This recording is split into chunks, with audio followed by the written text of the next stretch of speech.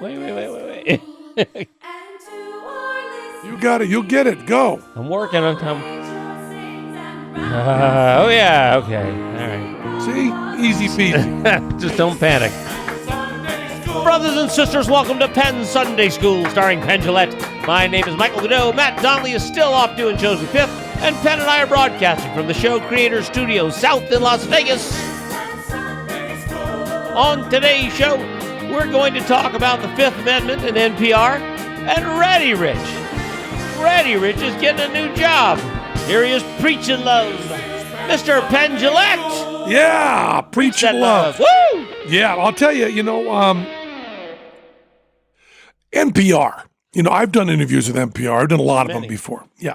And it's always funny. We're gonna be recording a thing for NPR right after this. They've gotten in touch with me. Now, what do they do on NPR to make you sound like NPR? They roll off the high end. Yes. Yeah. It's amazing. I would do interviews on NPR. I would be impassioned, and then you'd play it back, and they roll off the what's it called, the presence or something, right? So you always sound very comfortable and mellow. They have a low pass filter. Is that what it is? At about 8K. Yeah, and that gives you that sound. Yeah, it's not CBD oil. They just rub on you when you get in there. It's amazing. It's amazing. You can hear it in your headphones. When you're doing the shows, you can hear in your headphones. Just a second, let me make it sound like NPR. But that's obviously a conscious choice, right? Yeah. I mean, Top 40 wants stuff to cut through, right? So they put everything at the same volume, and it's also, I found out when I toured them that it was a technical choice because they were doing everything off of low speed tape. Oh, really? Yeah. It was a technical choice. It wasn't an emotional choice, artistic choice. Correct. Right. But now that's no longer an issue, right? So now it's artistic. Yes. It's like pickles, right? We did pickles originally to preserve them, and now we like them. Yeah. So it's like pickles. Speak for yourself. You don't like pickles? I don't anymore. Why? It's just salt. Yeah, I know. I can't eat pickles either. You need sweet. And you don't like olives, do you? I do not like olives, but I eat olives every time olives are served to me. Anytime I get them on a meal, I eat 3 of them to try to get over that. It's so good. It's so good to eat things you don't like. Yeah, I work on it. Yeah, because of the salt, I can't have olives. But boy, do I love them. I also love those oil-cured, desiccated, little black, curled-up olives. The other thing that's shocking to me, this is shocking to me, and this is probably not true because I heard it on Penn Sunday School. It's shocking to me. Did you know all olives are the same? Did you know that black olives, green olives, oil-cured olives are all the same olive? They're the same thing? What are you saying? What am I saying? I'm saying they're the same. Just like red bell peppers and green bell peppers? What? Sorry. Didn't mean to throw you like that. No, but I know you don't like bell peppers. No, it doesn't... I do now. I changed. All right. I became vegan. I'm now a bell pepper eating motherfucker. Okay, yeah. Well, a green one is a red bell pepper a little early. Is that all really? Yeah. It's not even a different plant? No. Well, that's the same thing with olives. It's a different one type of olive tree, or different level of ripeness and a different way that they're cured. Well, I know that in order to make them edible, it is a task. Yeah. It is a task. They have too much you tannic acid. You don't want to just go along an olive tree. You can't just pick one up and eat it. No, too much tannic acid, I think. Same as acorns. Acorns have too much tannic acid to eat. Can you cure acorns and eat them? Yes. But it's hard work? Well, you bury them, you grind them up, and then you bury them in the ground and pour water through the baskets that they're buried in the ground in. That's how Native Americans used. That was a diet staple for Native Americans on the west coast of the United States. Squirrels sure seem to like them. Squirrels love them. They got a better tolerance to tannic acid than people, apparently. Now, what happens if you eat an acorn without the tannic acid? By the way, we're going to get back to the subject. If you eat it without the tannic acid? I mean, what if you eat all that tannic acid? You just don't like it. It doesn't taste good. It doesn't taste good. And in fact, I've tried to do an acorn mush, where I tried to leach out the tannic acid, and even once it was done, it wasn't good. Now, I think I would eat deer instead. Is this why squirrels are mean? It could be why squirrels are mean. There's too much tannic acid in their diet. Now, can you, do they sell professionally prepared acorn paste? Not that I'm aware of. Huh. Here's your market. There it is. That and maple, the sugar pine syrup is the one that I want. Yeah. Well, I've had birch syrup. Yeah, I have birch syrup at home too. It's quite good. Very expensive Yes. because it's much more Yeah, it's 100 and some odd gallons per gallon rather than the 28 for maple, I think. Yeah. So that's the deal with NPR. Just like olives, just like peppers. No, not like It's peppers. the same. You just have to filter it. We started out with pickles, also with cured meat, corned beef, bacon. All that's done in order to preserve it, no longer necessary. Pre-refrigerated. Just to remove the tape hiss. Yeah. Yeah. Same reason they make pickles. You put them in the brine, it removes tape hiss. Tape hiss? Tape hiss. Not even sure what tape hiss is. It sounds unpleasant. It does. It is unpleasant. You know, Too the much first tannic person, acid in it. supposedly, the first person to synthesize tape hiss was Brian Eno. After he went to digital recording, he made a sample of tape hiss and then put it on top of his recordings to get a little bit of tape hiss in there. Did you know that? Did you know that? Probably not true, but it's a nice idea, isn't it? But I know a lot of DJs do it with vinyl now. They do. They add vinyl. They have a vinyl filter. That makes it pop a little bit. Yeah, a little hiss and pops and all that. Yeah. And is it a Hiss and pops. Is it random? Is it randomly generated or is it It's recorded. It's recorded. So they play. I have a record in my record collection. You know when they used to do David Letterman's record collection? Yes. You know that was Eddie Gordetsky's record collection. Right. Yeah. But in my real record collection, I have the greatest hits of Marcel Marceau, and it is a record that has 17 minutes of silence followed by applause. Now, do they take a record with nothing on it, play it on a turntable, record that, and then lay it on top of their digital stuff? You just do it as a plug-in now. Right. You So just it's have built into a plug-in. yeah. But the plug-in, Everyone has the same record pop now? Wow. so the same pop is at the same seconds, right? Or you start in different places? You're looking at me like I'm crazy. I'm asking real questions, Ready Rich. We're just talking about the Wilhelm scream here. Right. Yeah, that's what I was going to say. The Wilhelm scream. They all have the same one. Yeah. It seems like you could have a randomly generated one that just put a pop in once in a while. But do you want to explain what everybody knows the Wilhelm scream, right? Yeah. Okay. You think they do? What's that? Okay. I was going to play one, but a Wilhelm scream compilation. I believe everybody knows. All right. Well, if you don't look up the Wilhelm scream. We brought this up, and then we didn't get the punchline. Your family was in jeopardy with the California fires. Yes, they were. They're Which Trump has said is because Governor Newsom doesn't rake the forest floor well enough. Well, He should be out there raking. he's pretty busy. Yeah. He's a busy guy. But your family's okay. My family is okay. They were evacuated along with much of the area around them. And your mother came down to And my mother came down to stay because where did your father go? Just friends of my sister's house, which is it. My father leaving the house is first off an amazing thing. He doesn't like to leave his yard very much. And I was surprised that he left his yard first off because of the fire. I would think even in evacuation, I didn't think he would do that, but he did. And he went and slept on other people's sofas, which huge social advancement for my dad. He's very much a loner? Very much. Yes. Very much so. Is he that way with you? Does he like to have time, space for you? Or is he very close and affectionate when you're around him? He's close and affectionate when I'm around him, but like if I'm there, he still won't. There's still many, many things he won't do. My dad has a very, very difficult time allowing me to help him like do yard work or to fix his house in any way or any of those kinds of things. He'll say, come on, we'll work on the house while you're here. And then I'll get there and he'll go, okay, let's go to the beach. I don't know his motives. My mother, she would not allow anyone else to clean up, wash dishes, or put away food, not because she wanted them to be guests, because she didn't trust them to do a good job. Oh, well. She didn't think if I washed the dishes for her, like when I was home visiting, which happened once, she rewashed them. Right. Well, I think my dad feels like he should do it. And me doing it takes away the time that we could spend doing something else, which is a lovely sentiment, but he needs some house cleaning. So, But he's literally I don't know that I should mention this. He literally had a rat get into his bed with him to sleep. And that was, up until then, he was like, the rats have to live somewhere. They might as well live in my house.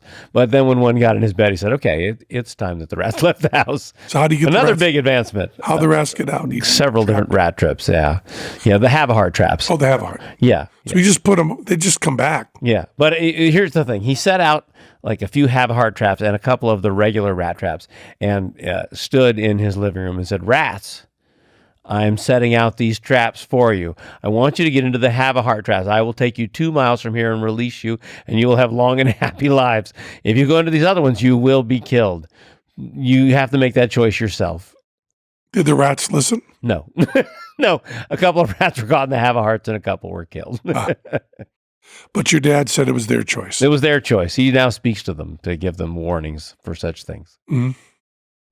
That's a lot of rats in one house. Yeah. Your father's crazy. He's very crazy, yes. I love him dearly. He's a fantastic person. But, he's animal crazy. And so he's, trying to he's got a few acres of land, and he's doing everything he can to make sure that is available to the animals that want to live there. And so it's a fantastic thing. There are bobcats in the backyard. You know what I mean? It's pretty amazing. It's an amazing place. Now, does he have pets, or that's just wildlife? He had a He's dog. a man after my own heart there, Yeah. kind of. Yeah. He had a dog for a long time. The dog recently died. So now he has no pets. But Well, he does have rats. He has rats. And 2 weeks ago, he got 3 baby ducks. The duck parents. Rats are ducks or coots? Ducks. These were ducks, not coots. Those weren't ducks that I saw. They were coots. Coots are very distinctive from ducks. Now, what is? I know they're very distinctive, but do they quack? Do coots quack? They make seems like it. Yeah, it's pretty cool. It's quack. It's very quack similar. I hear they're crazy. My sister has a pond in her backyard. She lives next door to my dad, so the land is adjacent. The bobcat came down, and there were a pair of ducks that had mated and were living in the pond, and the bobcat came down and ate the parents. And my dad went down and found the eggs that had just been laid and bought an incubator and put them in an incubator. He's so good-o. Yeah, and then 3 of the 6 eggs hatched, and now he has baby ducks in a box in his house that he's carrying around with him. Also, during the fire and the evacuation, he took the ducks with him. Now, wouldn't the rats eat the ducks? Probably, if they got the chance, they would. I tell you. And the bobcat doesn't do the character anymore. No, he doesn't. No, he's a director. It's a serious bobcat now. So NPR got in touch with me. Yeah. And they wanted me to come on. But this time they're doing this thing. And their thing is they're talking about the Constitution. So after this is over, I have to record this. It's going to go, we, the people of the United States, at the beginning of the Constitution. Then, hi, I'm Penn Jillette. Hi, I'm Penn. And the Fifth Amendment of the Constitution, then I read the Fifth Amendment. Okay? Now, how did I choose the Fifth Amendment, you ask? Well, they said, pick your favorite amendment. Okay? Mm-hmm. And I thought, everybody's going to go for the first. Yeah. Right? Sure. Everybody's going to go for the first. And if I go for the second, then everybody hates me and they won't come to see my show in Vegas. So I can't do the second. That's radioactive. Yeah. And I can't do the 10th because that's also radioactive. So what I did was I got panicked and I called the average. I called Lawrence O'Donnell. Of course. And I said, what amendment should I do? He said, the first. You've said a lot of good stuff about the first. You did on the West Wing, you did the flag burning. Yeah. You know the first. Talk about the first. I said, everybody's going to do the first. They're going to get a lot of celebrities. They're all going to do the first. They got authors. They're all going to do the first. Fuck them. They're all going to do the first. He said, don't do the second or 10th. I'm not do the second or 10th. He said, do the 5th. 5th is really good. 5th is really good. Mm-hmm. So I asked if I could do the 5th. And they said, you mean the Fifth Amendment? I talked to LOD about it. It's a pretty groovy amendment.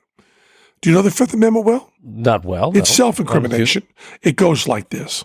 This is the Fifth Amendment to the Constitution, ratified in 1791, part of the Bill of Rights.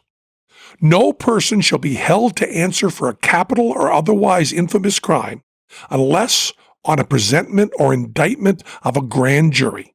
except in cases arising in the land or naval forces or in the militia, when in actual service in time of war or public danger. Nor shall any person be subject for the same offense to be twice put in jeopardy of life or limb, nor shall be compelled in any criminal case to be a witness against himself, nor be deprived of life, liberty, or property without due process of law, nor shall private property be taken for public use without just compensation. Now, that's of course been ignored by many people. In building the wall down down in Texas, they're trying to take land from people to build the wall. And they also do the property used in crimes. They take drug dealers' cars and stuff. That's all wrong. But the idea that you can't incriminate yourself, LOD pointed out to me that now that's an amazing thing. But in the 18th century, unheard of. Every country, every government could force you to confess, which meant confessions meant nothing. But the idea that we have a amendment that says you can't incriminate yourself is pretty heavy and pretty great. Right. So I have to read that amendment for NPR with no sibilant, like pickles, with no sibilants, no presence over the top, just because of the low speed recording and the tape hiss, which has now been put aside like pickles, but they're still doing it that way. And then after that, I will say this. See what you think of this. See if you think this is good, and if the NPR audience would like it. Okay. All right. So I've read the Fifth Amendment. I've said on Penn. Okay. Now, if you don't like this, I'll do the same thing for him. I just won't say. I'll say I'm David Copperfield. Okay. Get away with it. While everyone pigpiles on the First Amendment, fights over the Second, forgets the Third, and tramples on the Fourth out of cowardice, let's celebrate the Fifth Amendment. Freedom advocate Lenny Bruce said, "The American Constitution was not written to protect criminals. It was written to protect the government from becoming criminals. The government has rules and has to play by them too. The accused gets to have a trial. The government can't lock someone up or take their stuff away without doing it by the rules. If the government can't prove their case once, they don't get to have another bite at the apple and try again. And the accused can't be forced to incriminate themselves. All that is a big deal now. We're one of the few countries that have these rules. Confessions without the fifth mean nothing. It's just knuckling under to coercion. This is a big, hairy deal now, but at the time it was written, it was mind-blowing. Thugs and bullies take stuff without a trial and force people to confess. Freedom means even the government has to play by the rules. Why is this amendment so important to me personally? Well, I respectfully invoke my rights under the Fifth Amendment of the U.S. Constitution on the grounds that answering that question may incriminate me." Very nice. That's what I'm going to write. Do you think that's okay? That seem good to you. you? Ready? Do I get a vote? Yeah. I want you to do the 18th. What's the 18th? Prohibition. Oh, yeah. There's no traffic in that lane at all. That's the one that stops Prohibition, right? No, that's the one that starts Prohibition. Oh, yeah. Yeah. I got to tell you, when you look at what they're trying to do, I've said this before, you don't have, whenever you read an article about some crazy, horrible crime that happened, they don't ever report the person's drunk. And I said to a friend of mine, why don't they ever report that? And she said, because everyone else in the world knows they're drunk except you. You look at a case and say, why did this happen? Everybody else says they were just fucked up. See, I don't assume that either. That's funny. Yeah. We don't drink. Yeah. Why would Wouldn't that even occur to me. Why would that happen?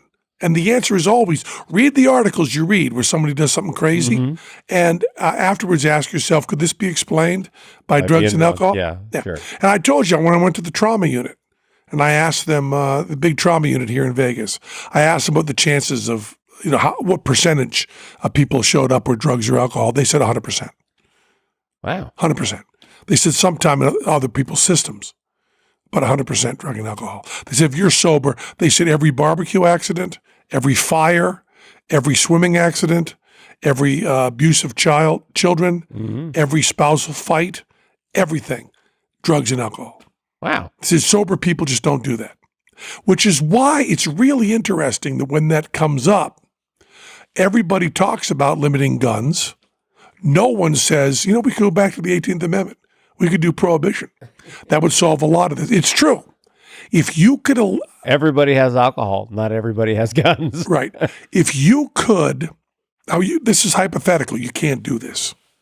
But if you could eliminate alcohol and drugs, and I don't mean make them illegal. That's not what I'm talking about. I'm saying if they did not exist, if there was no such thing as an intoxicant, Yeah. nothing, not even painkillers, there was nothing that worked in the physical system to intoxicate.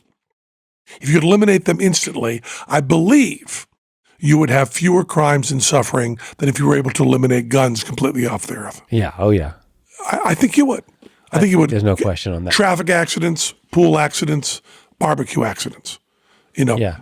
I don't know why I keep going with the barbecue accidents. I think it's because when I was at the trauma unit that they were talking about people, spilling. I've blown my eyebrows off in a barbecue accident before. And you were stone cold sober. Yeah. But you also weren't at the trauma unit. It didn't go quite that far. Yeah, exactly. What were you doing? You trying to Just lighting it. Yeah. Just lighting it and having the tank in the wrong position. Propane? Yeah. Yeah. Propane fire. Do you do a lot of grilling outside? I do. You? I do. Now you do all the cooking in your house anyway, right? Pretty much, yeah. Yeah, I do all the cooking at the house. Now, why is cooking something outside so special? It tastes better. I can't explain why. It's burned some. That burn is good. But don't you have a gas stove at home? Yeah, it just doesn't burn things like that. It doesn't seem to do the same thing. I'm not putting it on open fire on the grill. Very rarely do you put something onto the burner on your stove. Yeah, I guess so. Yeah. And what do you Bell cook? peppers. What do you cook in the grill? Kebabs now, vegetable kebabs mostly. Mm. Corn Corn is good on it. Corn is really good You know on what it. else is good on it? Pineapple. Pineapple is good. I do corn. I do pineapple. All those things. Do you like pickles? Yeah. I'm going back to this other thing. I like sweet pickles. I like sweet pickles that are spicy. Spicy sweet pickles are good. But Really a good. lot of salt. Although there's And this one sugar. brand. You can combine them. This one brand of spicy sweet pickles did not have much salt. Really? Compared, yeah. All right. But I also like cucumbers. Right. And NPR. I listen to NPR less than I eat cucumbers or pickles. I listen pretty often. What do you listen to on NPR? Just the news. Mm-hmm. That's what's on in my car. My kids hate that, but when I'm in the car, I like. Well, you're an old news. guy. I'm an old guy. You're an old guy. Yeah. I mean, they must like it better than you playing Annie. Yeah. Yeah. Maybe. Yeah. I used to listen to the news all the time in the car, and I stopped it. Now I do books or information. Well, I do books now. Really, in the last few months, I've really gone to Audible and just gone full time. Yeah. Getting every science book I can get. And I used to listen to Sam Harris's podcast, but now that I spend 10 minutes a day meditating with him, I figure he's got enough of my attention. Fuck him. That's my thinking. Doesn't put you to sleep. You don't fall into the. That is my loving kindness. Fuck him. I listen to him enough. That's what I learned from loving kindness. Sam is in my head now. What I do is I do Andy at night, Sam in the morning. Mm-hmm. I do 5 minutes of headspace at night to get me calmed down before I read. I always read an hour and a half or 2 hours. I heard today about something that Andy does. Andy's the guy who does the vocals on most of Headspace, the meditation app. Boring stories to put you to sleep? Mm-hmm. Is that on the Headspace app? Yes. A friend of mine was talking about that today. I hadn't heard of this before, but it seems like a really funny idea. Yeah, they do long stories of here we are at a cabin and there's the window coming in and stuff like that. Yeah. They're called sleepscapes, I think. Sleepscapes, okay. Sleepscapes. Seem really funny to me. I've tried them a couple times. Maybe we should do that instead of the horror things. It's possible that we are doing it right now. We've been told by many people they fall asleep to our podcast. So it's possible that we don't know we're doing boring stories, put people to sleep, but we are. We are talking about tannic acid. Unintended consequence. It's exactly like pickles. They set out to do this, to talk about interesting things, ended up putting people to sleep. Yeah. So it seems like but a lot of people go to sleep. That's still a worthwhile skill to have. Sure. People need to sleep. Sure. If we can help them just in any way. It's my that great story of Robert Frost. Jack Frost. Who a friend of his was doing a poetry reading. and asked him to come to it. And the poetry was going on, and Robert Frost fell asleep in the front row. And the guy finished his poetry reading and sent out to Robert Frost and said, "Man, I feel terrible. I asked you to come to my poetry reading, and I wanted you to hear my reading and give your opinion, and you just fell asleep." And Robert Frost said, "Sleep is an opinion." So if you fall asleep to our show, we take that. Sleep is an opinion. Sleep is an opinion. For our live audience, we also get the ASMR crowd. We do. Yeah. Because of the Our mouth sounds. mouth sounds, yeah. We take out for the recorded version. They're just a special. I wanted to say, I was talking, boy, you don't think you're going to see this in your lifetime. Mm-hmm. You think the Beatles are always going to be famous. And I'll tell you, I was talking to different people. We went out to do the hamburger thing. I went to do the Penn and Teller burger. Yeah. That's still on. Yeah. I think it stopped the end of October. Yesterday. Yeah. Oh, I took a fan to have the Penn and Teller burger this week. How'd you like it? It was okay. It was okay. But you felt good about having it. I felt good about donating to my boss's charity. But two of the people that were there, I asked them, they couldn't name 4 Beatles. They could name Paul and Ringo. Okay. Then I just was talking about Mary Lou Henner. Did not know Mary Lou Henner, did not know Andy Kaufman. And one of the women, who was 28 years old, she was working at the Housekeeping Olympics. She was the PR person. They have this thing where they have vacuum competitions and stuff. Right. And I went races and things. Yeah, I went to kick it off, let the games begin. And she was there as a PR person. So she's PR. That's what she does. She said she saw the Stones last year, and all she could name was Mick, and she thought the drummer was good. Now, all of this only name, and that's just like 3 of them working together could only name 2 Beatles, right? Only named 2, Paul and Ringo, and did not know what they played. Wow. Just Paul and Ringo. No. Okay. And they did not. Goes on. They had never heard of Mary Lou Henner. They had never heard of Andy Kaufman. They had never heard of Lenny Bruce. Even though the Stones are working now, they could only name Mick and say that the drummer was good. Okay, but here's the thing you got to know. All of them, it's going to blow your mind. All of them could name 2 of the 3 Stooges. They both knew Moe and Curly and couldn't generate Larry and couldn't tell which was which. But they knew Moe and Curly, and they knew the name The Three Stooges. That's a funny thing. Isn't that amazing? That is an amazing Three Stooges predates all of the other ones I've named. Right. And the Stooges are still there. And the Stooges are not played on TV all the time anymore. There is no, how does that information get there? Is it like Houdini? Has it become a synonym for something else? No. Okay. What do Three Stooges mean? Well, I don't know. I'm not one of those. We know I'm not Houdini, with the cool kids. I don't Houdini means to disappear, to go away, pull a Houdini. Yeah. But Stooges, I think, they are so good that they transcend time. Okay. That's my argument. That's a good argument. I do like my Stooges. You know that. I do know that about you. Did you poll them about yourself? Well, if they knew who I was? If they could name which one was Penn or Teller? I didn't. I don't think anyone knows. That's pretty tough. Do you know? I think anybody knows that? No. When I'm out and about, people call me Teller. I just turn, I did a great thing. Oh, I'm so proud of this. If you wanted to know everything about me, this is all you need to know. I was walking, this is way back, we were playing Bally's. I'm walking into Bally's, and I see ahead of me, walking along in his stupid little, I don't know where I am, strut was Teller. We knew it was Teller when you said stupid little. And he's walking along, and I go up behind him, okay? And I try to change my voice, try to make my voice a little bit higher. And I go, "Hey, Penn." Mm. "Hey, Penn." And Teller turns around and goes, No, actually, I'm Teller. Fuck you! Fuck you! Fuck you! Fuck you! I said, he's just crazy. He goes, That was great. One of the happiest moments of my life. But when someone says to me, hey, Teller, can I take a picture? I don't ever correct them. I have signed autographs as Teller and never as Penn. Yeah.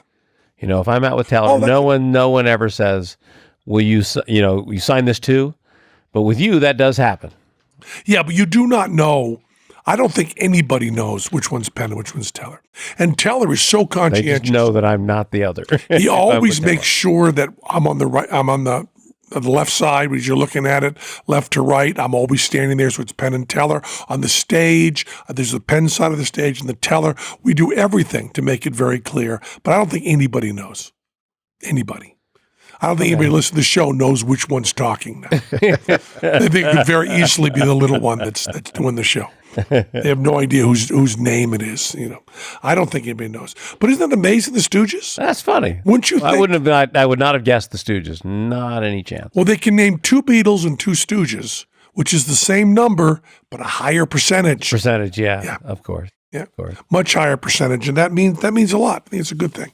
So if you want to be famous and remembered a little bit longer, I think you should poke each other in the eyes instead of doing Strawberry Fields Forever. That's my advice. All right, take it or leave it. I'm pretty close to that, following that advice, as close as anyone, really. Yeah, I was pretty happy with it. I was at the boardwalk down in Daytona at Daytona Beach, and yesterday afternoon during some free time, and there was a couple walking along with their kids, and their daughter was having a fit. She's like, "Stop, Dad! Oh, come on, we gotta! I can't, guys! Can you listen to me for a minute? Will you listen to me? Come on!" And they're just dragging her along, and you're just thinking, "Oh my God, this kid is so annoying." And the parents are like, "You do this all the time. Please stop fussing." And finally, they get her. She gets them to listen to her for a second. She says, "My shoe." Her shoe had fallen off 100 yards back. And she had been saying since then, trying to get to my shoe fell off, and they would not listen to her. And they dragged her along for a quarter mile without her shoe. They go back? They went back and got it. That was really funny. And also there was another, I was standing in line, and the people in front of me conversation was great. It's a couple, like I guess on a first date or something, I don't know. And the guy says, "Infinity Wars is a good movie, even if you don't like superhero movies." Mm-hmm. And the girl says, "I do like superhero movies. I just don't like Captain America." And the guy says, "Well, he's trash." There you go. Big moments from the boardwalk this week. That's it. That's the finger on the pulse. The pulse of America. I just want to report in that things are going well. Now, what's going on with your job, Ready Rich? I got promoted. Yay! What? Not here. Right. Well, here. Oh, sorry, Glenn. So now what are you doing? Now I'm a full-time guy. I'm going to Texas Station from Boulder Station. Ooh. Where's Texas Station? It is way out there, isn't it? North Rancho. So is it a long commute for you? Yeah, it's about twice the commute for me. Mm-hmm. But more money? Benefits. So now you got insurance and stuff. Right. Benefits just means insurance, doesn't it? Or retirement too, right? Yeah. Well, I'm starting at 50. Oh, yeah. Still, you know. It's hard to build up the retirement, but the insurance was important. And is the work exactly the same? Works just about exactly the same. Now, can someone go to Texas Station if they wanted to see Ready Rich in action, see you in the wild, like watching a squirrel? Where would they go? Yes, and I had to fight for the name tag. To Ready Rich? Because there's a policy that you can't have a nickname. I see. That's why my dad went from being Herb to being Sam. My dad was Samuel Herbert Gillette, and he during World War II, I think, maybe. Is he old enough for that? Yeah. Yeah. He was a guard at some sort of plant that needed to be guarded. So he could not be Bear. He could not be brought in. Yeah. He could not be brought in. He could not be brought into the service because he was an important guard. And they would not allow, because he was working protecting stuff, they would not allow any aliases. So he'd been called Herb his whole life, and he couldn't even be called Herb by his friends. That was considered a confusing alias. So we had to change his name to Samuel. So my mother started dating him as Herb, married him as Herb, and then changed his name to Sam because everybody changed it. Were there still times when you remember her calling him Herb? You know, do you ever? So they still did that. No, but some of his old friends would.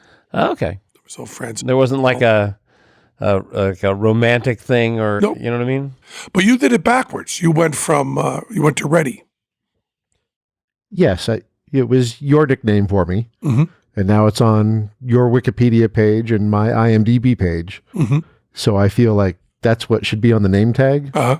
And how much of a fight was that? Was it as much of a fight as the guy getting atheist on his dog tags? We had a battle at Disneyland to get Weasel on my name tag. So now, and this was hard. You came to me before this and said it was a really hard decision for you Right. to take the gig. Well, my thought on it was I haven't been on stage for 5 years. Mm-hmm. I miss being on stage, Mm-hmm. and I fear taking a full-time gig is running against your regular advice. If you want to make it in show business, don't learn a trade, Right. because then you'll fall back on it. Mm-hmm. And I feel like I'm falling back on it. Now, when 5 years ago, what did you do on stage? DJ. DJ. And there's no work for DJ now? I mean, I know there's DJs working. I'm at the age limit Mm-hmm. for that. Although we've solved that here in Vegas, you just put a giant head on you Right. and you could spin forever. But I haven't figured out what my character for that is yet. Now, do we know who Marshmallow is? Someone knows, right? Someone knows. I don't. But I mean, is it available on the Wikipedia page, or is it actually kept secret like the residents? I've never looked it up. I don't even know. You could be like Satan. Just get a big red head with horns. We can't talk about this here, Godot, because then it wouldn't be a secret You thing. couldn't be Satan. You're That'd right. be a terrible idea. I could not. Don't Now, do that. when you did your DJing, did you make your own mixes and everything? Yes. Did you make your own And songs? I purchased, I mean, it wasn't exclusively my own stuff, but Mhm. yeah. And you loved it, right? I loved the top 40 format, which is, I didn't work that the entire time. You know, I did country the last 10 years. Mm-hmm. I did strip clubs for 7 years before that. And did you like working strip clubs? No. No. Strip clubs is one of those jobs that seems like it's going to be great and is really, really terrible. Working for crackheads is not a good idea. I will tell you, if you want to know a job that seems great and is really terrible, I knew the person when Jubilee was on. They had something like 30 topless dancers. Yeah. And this is a different kind of topless. You know, topless in the strip shows was very different than topless in the strip shows. But topless, this was like your mother's topless. You know, it was Bob. Right. Your mother would enjoy seeing this. It was Bob Mackie gowns and feathers. very, very Yeah. old-fashioned. And nobody had large breasts, and they were all dancers' bodies, and they all stood. There was no jiggle, no shake. It was the kind of, it really was the kind in the 70s that you know, dignified people would go, as opposed to a strip club where they do lap dances and stuff. Very, very different. And I knew the guy who was one of the people that ran the auditions, right? And the way they did it, in order to be, I guess, was what they thought was a polite way to do it, was they would have them line up and they would do the whole dance things. They would learn their whole dance stuff, and they would do all of this and all of that, and they would run through the whole interview, and they would eliminate people. Then it would be down to X number, and they had to get it down to, you know, Why? whatever they needed. And they would say to them, okay, now take your tops off. And they would then have to go along and say, yeah, you can go home. You can go home. It just seems, of course, it's always brutal. I mean, I don't know why breasts make it magic. It's the same thing you could do with any looks-based business. Yeah. But somehow, Or even the talent side. yeah, Everybody do this step. yeah. go away. Now you could go. Yeah, you're right. It's terrible. When I can't audition people, I for a couple of movies that we did, I was part of the audition process, on a director's It's cut. awful. It's awful. horrible. And what I would do, I think I've said this before, I would do the cruelest thing a person can do. It was terrible for everybody. I was in there as writer, producer, and star. So I'd have scenes with people, right? And they thought it would be really good and fair if they got to read with the actual guy they'd be reading with. Yep. Which seems really good, right? So I would be in the room and I would be doing the reading. And then the person would be horrible. And instead of doing what a grown-up would do, someone who was compassionate to everybody in the room and saying, thank you very much. That's what you do, right? Yeah. Thank you very much. They leave, then they're not called back. It's a fairly civilized and kind way to do it. I wouldn't do it that way. They'd finish the reading and I'd go, oh man, that was my fault. Let's try that again. Let me see if I can do a little better for you. And I would have them read it again and I would try to be better. And I would keep trying to get better and adjusting to them as everybody in the room began to realize it was clearly them that was no good, including them. And I would keep going again. And I did that like 3 times. And they said, Penn, you can't do that. And I said, well, I just wanted them to be good. And they said, well, yeah, we do that that's why we're auditioning, to find someone who's right for this part. And you can't try to give everybody a chance because we can't hire everybody anyway. So stop it. And then they explained to me that what I was doing was wasting that person's time more because they already weren't going to get it because of their first. I was embarrassing them, and it was just a horrible thing to do. So I solved it by not being there anymore. Let them read with someone else. That's a good solution. Yeah. You don't want me around in that kind of situation. Oh, yeah, Now- Marshmallow. Now, do you feel... It's Christopher Comstock. so they know right away. They know right away. But do you how do you feel? How long has it been that you've had the benefits now? Hypothetically, it's been 2 days. Okay. No, but what I mean is in the future, you'll be a full-time employee. Yes. Now, if you got a DJ gig, couldn't you do it, or are you working every night? I'm working Friday, Saturday night for sure, I see. every week, Okay. which is the money nights for DJing. But you could start out somewhere on a different night, and then when you built up, quit your other job, right? Yes. You could be the Monday through Thursday DJ. That could be, maybe that's your hook. Well, that was my hook in strip clubs, Was it? is that you already know my personality. I am not, hey, everybody, welcome to the stage. I'm not that guy. So I am not the nighttime guy. I'm the guy dealing with the business guys in the daytime. The NPR. Yeah. And what were you? The NPR strip club? Yeah. Terry Gross? I'm Terry Gross, and coming to the stage is Diamond. Terry Gross is a strip show DJ. Is great. Great idea. Terry Gross asking penetrating questions of the dancers, asking hard questions. Okay. This is Kennedy. She likes long walks on the beach and other beach-like activities. Her favorite metal is brass. So yeah. So we're going to record this NPR thing. Let's do it. I did a run through. I did, it was okay, right? You still want me to do the 18th, don't you? Well, you just did. Yeah. So we have that for the ages. I will tell you, alcohol and drugs do much, much more damage than anything else. They just do. And there's no way to stop them. We tried Prohibition. It was terrible. Just terrible. Well, people should just choose not to do that. Yeah. That's a problem.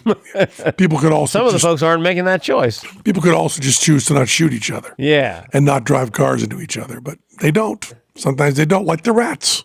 Yeah. They choose to go in the kill trap. They knew. They were warned. They were warned. They Barely explained to them. warned. They had it explained to them clearly, and that was Penn Sunday School.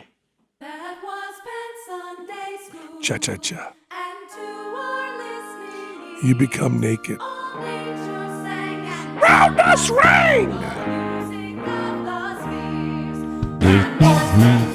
spheres. Your dad talking to the rats is a lot like me talking to the poodle dog. Please be quiet. He considers them equal in his home. What's that? They are equal in his home, but not allowed in the bed. There you go.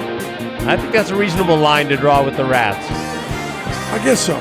But don't rats just keep getting more and more rats?